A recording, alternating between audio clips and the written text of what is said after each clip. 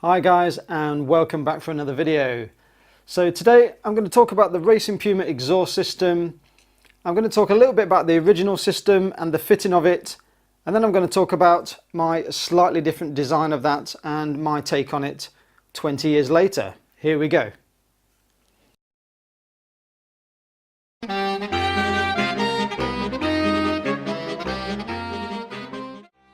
Okay, so as a lot of you know, the original exhaust system for this car was designed and manufactured by Janspeed, and they designed a lovely system for the car, incorporating a 421 manifold with a sport catalytic converter further back in the exhaust system.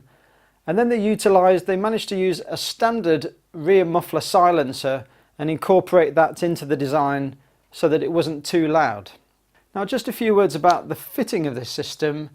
Now, the original fitting kit that came with the exhaust 20 years ago was quite different to what's available now. So as many of you know, the original system incorporated a donut type sort of ring crush gasket at the bottom of the manifold, and then some high tensile bolts with a spring kit that just created a bit of flexibility in the system. Now, I'm just going to say a few words about this because this is, I think, one of the weakest areas of the whole design of the system that hasn't really been looked at much since the original design. Janspeed designed this collar to go onto this shoulder bolt here, and so that fits into the collar, and as you bolted up that was designed to fit through the center section, so there was quite a big hole there, and then as you bolted up to the manifold, it would crush those springs about halfway, and then as that collar reached the manifold section, then you wouldn't be able to tighten it any further. So the amount of recess in that collar there was specifically designed so that it would crush it just enough and you'd be able to get a seal. Now, there's a very fine line there between it just not sealing enough and not clamping enough on that gasket. And I have to say, memories from my old car, when I fitted an original system and a brand new original fitting kit from Janspeed, it still leaked and I still failed the MOT. So I think there is something inherently flawed with that design that I don't like. Okay, so what's the solution for that then? So how about if we crush up to that and just bolt up to that really tightly to make a good solid seal and create the flexibility, create that movement in the exhaust system elsewhere in the exhaust. So in my design, what I've done is I've incorporated two little flexible sections here just to give that manifold a bit more give in that area. And that reduces the need to try and create any flexibility at the joint, and so you can just tighten that up as much as you want, and it will make a really good seal. So now, with those flexible sections built into the manifold, not only is it much easier to fit, so you can just clamp up to that gasket now as tight as you want. I've incorporated really thick, strong 10mm plate steel flanges, so there's no chance of, if you tighten that really tight, there's no chance of you bending that. It's always going to stay a really good solid fit. Also, these little flexible sections do a great deal in dissipating the vibration and noise from the exhaust system too. So as you can imagine, this manifold is going to be bolted to the engine, which is going to be the source of all the noise and the vibration from the car. A lot of the noise and vibration will be dissipated at that point so that you've got less noise and harshness entering through the cabin. You'll see on this particular manifold, it's actually got two oxygen sensor mounting points, which can be incorporated into it if you like. This one actually was a custom made one for a customer who wants to mount a wideband sensor in there as well. Now, for me, the quality of the noise and the sound of the exhaust system is a really big thing to me. And one of the things that I really liked about the original mild steel system that Janspeed made is that it sounded so perfect. It wasn't too loud, it wasn't noisy, and it just made the right noise. Now, one of the things that I don't like about the systems that have been manufactured since then, the stainless steel systems, is that not only most of them don't fit very well, but I just don't like the sound of them. They're just not, there's nothing nice about the sound. Now, as you've seen from probably one or two of my other videos, I do tend to take a lot of these engines out of the Racing Pumas, and when it always comes to this part, it's always an incredible faff to sometimes get them off the car. And I notice when I refit them, sometimes the fit of the manifolds and the ones that have been reproduced since the Janspeed ones, sometimes the fit is terrible. So the measurements from the front to the back there aren't right, or the actual shape of the curves of the pipes themselves aren't right. And it creates a real problem. When you've bolted up all the exhaust system again, what you sometimes find is that lower torque mount, the lower roll resistor mount, as you look up to place the bolt into there, you find it just doesn't line up anymore because the exhaust system has pulled the engine away from its proper relaxed position. Now, as you may have seen from my website, I do manufacture the exhaust systems in mild steel and stainless. Now, if you want what I would say is the proper sound and the best quality sound, then I would say definitely go for the mild steel version. It sounds much better, it has a totally different sort of quality of sound and thickness of the material. Also with regards to the manifold, now I only make this in mild steel because I think that's the right material for the job for this, as that is the part that's bolted to the engine and all the noise and the vibration really needs to be dissipated through that part.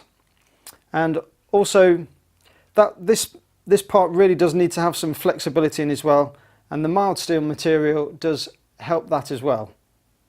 I've got a very scientific test here, but generally speaking, the stainless steel is a much more thinner sort of material, and the vibration qualities and the sound qualities are completely different.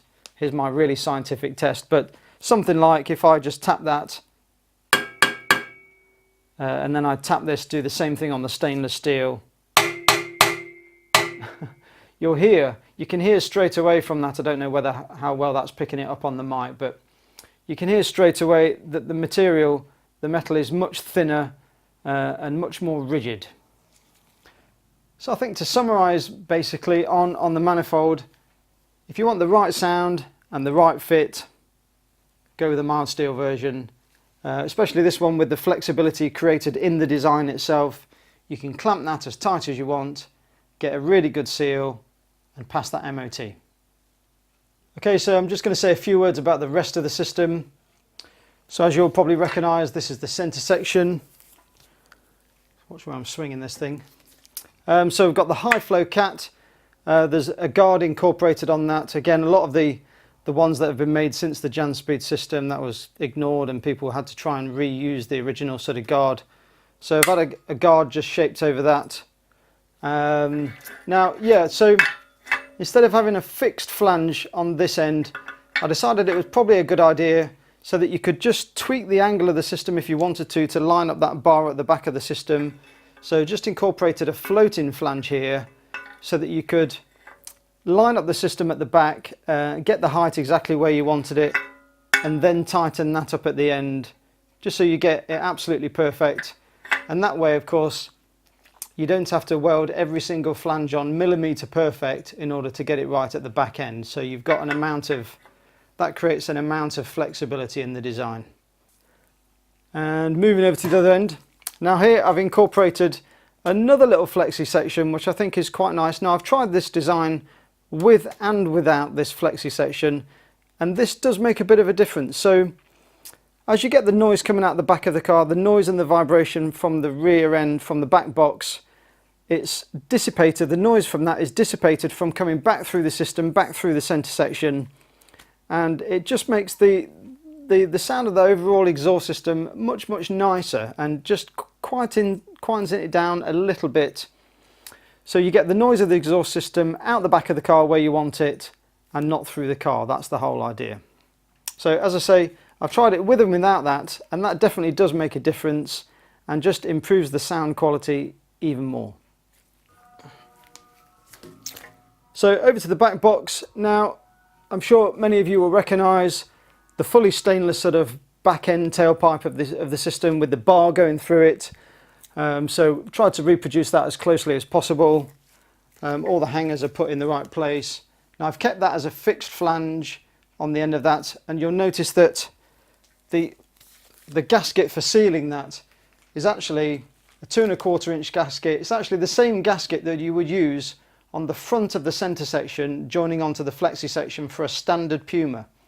So because the Racing Puma actually incorporated the same diameter pipework, the same 2¼ inch pipework, that's actually the same gasket that you would use for a standard Puma.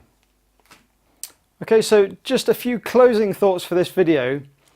Now, a lot of owners presume that when you take your FRP down for MOT test, then you've got to get through the emissions, that you've got to sit there screaming the engine at silly revs just to get it piping hot, just to get it through the test. Well, that is just not the case at all. That's absolute rubbish.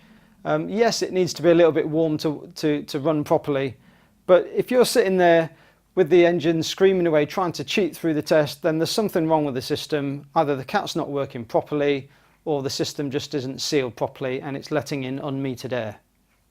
Another thing to remember is, of course, how many cells are in the cat. A lot of the systems that have been manufactured since the early Janspeed systems, I've only got 100 cells in the cat. Now 100 cells is not going to be very good for passing the MOT, so you really need a 200 cell cat. So if you're one of those FRP owners that goes down to the MOT test and you have to cheat it through either by sticking the analyzer up another car, or you have to somehow cheat it through by cooking the system by taking it up to silly revs, then I would suggest either change the center section or have a look and make sure the joints are properly sealed up. Again, that goes back to this design of the crush ring. What you'll probably find is if you're really struggling to get through the MOT tests, you're probably leaking at that joint. Another thing that I find with a lot of the Racing Puma systems that I see on the cars now is obviously the original bits have all rusted off and fallen off years ago. And what you often find is that the original cat is still there, but then there's some Frankenstein sort of rest of the system that's been welded on from the cat onwards and then sort of just clamped up. And again, I've found loads of systems like that. The sport cats, I think, generally speaking, because there's less cells in them, you're not going to get as much life out of a sport cat as you would a standard car cat. So I think if any of those Racing Pumas are out there now, 20 years old, and they've still got that original cat on, I can't see that they're going to pass the MOT test very, very easily, to be honest. Okay, so I think that's a wrap for this video. Have fun, guys, out there, and I'll see you on the next video. Take care. Bye.